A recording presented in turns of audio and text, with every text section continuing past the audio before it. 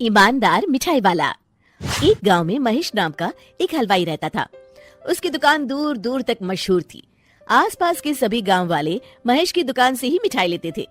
भाई मजा आ गया, क्या लजीज रबड़ी है। ये लड्डू भी लीजिए, शुद्ध देसी घी के हैं, आज ही बनकर आए हैं। लाओ भाई लाओ, 1 किलो लड्डू भी पैक कर दो। महेश का एक बेटा था रवि। रवि ने पढ़ाई छोड़ दी थी और वो दिन भर घर में ही बैठा रहता था। उठ बेटा रवि, आज मेरे साथ दुकान पर चल। मैं वहाँ क्या करूँगा पापा? अरे दुकानदारी सीख बेटा, आगे चलकर ये सब तुझे ही तो संभालना है। मुझे ये सब कुछ नहीं संभालना, मैं वीडियो गेम खेलूंगा, फिर दोस्तों के साथ बाहर जाऊंगा। हे भगवान, इसे थोड़ी अकल दे दो। ऐसे ही चलता रहा तो आगे न जाने इसका क्या होगा। महेश बड़बड़ाता हुआ दुकान चला जाता है। दुकान पर ओ घसीटाराम, मुझे थोड़े चक्कर आ रहे हैं, जरा पानी तो लाना। जी जी मालिक। सुन, मैं घर जा रहा हूँ, आज दुकान तू संभाल ले। जैसा आप कहे मालिक। महेश बिस्तर पर लेटा है। आपको बहुत तेज बुखार है, 1 हफ्ते बेड रेस्ट करनी होगी और ये दवाइयाँ लेनी होगी। हाय राम, ये क्या हो गया आपको?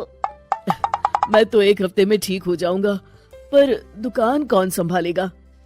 आप फिक्र ना कीजिए जी, मैं रवि को समझाकर दुकान भेज दूंगी। आप बस जल्दी से अच्छे हो जाइए जी। अगले दिन रवि दुकान पर पहुंचता है। आइए आइए मालिक, मैं आप ही का इंतजार कर रहा था। क्यों? ये मेरी दुकान है, मैं जब जी चाहे आऊँ। तुम लोग सुबह से आकर काम पर लग जाया करो, समझे? जी जी जी मालिक, दरअसल लड्डू बनाने हैं तो घी लेने जाना है, 5000 रुपए दे दीजिए। 5000? तुम्हारा दिमाग तो ठीक है? इतने महंगे लड्डू बनाएंगे तो मुनाफा क्या होगा? पर देसी घी भी तो बहुत महंगा है ना मालिक।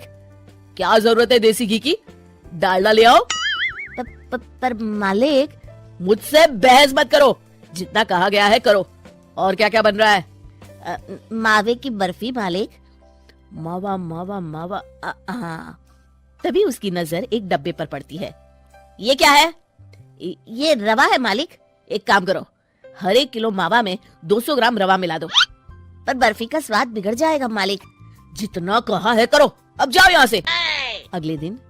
क्या बात है रवि बाबू, आपके पापा दिखाई नहीं दे रहे? अब उनकी तबीयत खराब है। अच्छा भाई अच्छा, बस उन्हें ये बताना था कि वो आज आए नहीं तो उनकी मिठाई बड़ी बेस्वाद लग रही है। लेना है तो लो, वरना चलते बनो।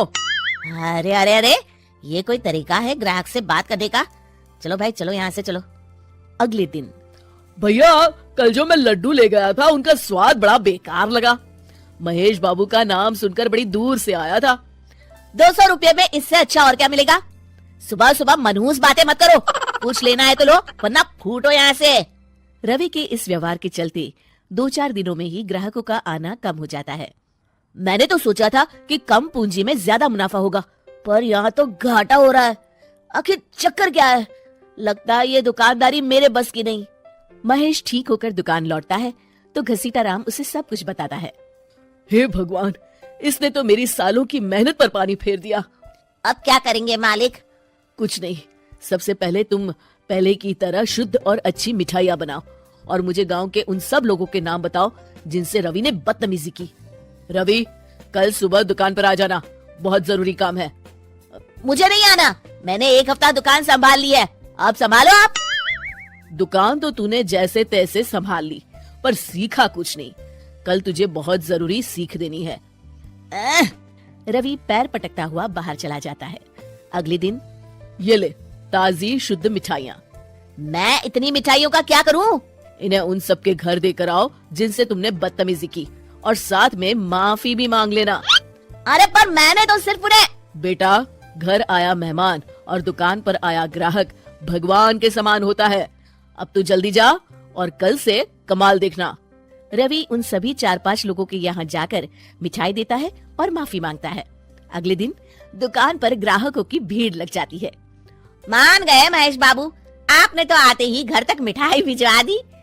बस मेरे बेटे की गुस्ताखी को माफ कर देना भाई, उसमें अब तक बचपना है। हाँ हाँ, आपके लड्डू के बदले हर चीज की माफी है। भाई आज तो मेरे पड़ोसी भी आपकी उदारता देख के दंग रह गए। इतनी बड़ी दुकान के मालिक का बेटा घर तक माफी मांगने आया। भाई रिश्ते निभाना तो कहीं आपसे सीखे। बस आप लोगों की दया है। ताजी रसमलाई आई है, लेंगे आप? हाँ भाई हाँ, 200 ग्राम पैक कर दो। शिक्षा, सफलता पाने के लिए ईमानदार और विनम्र होना बहुत जरूरी है।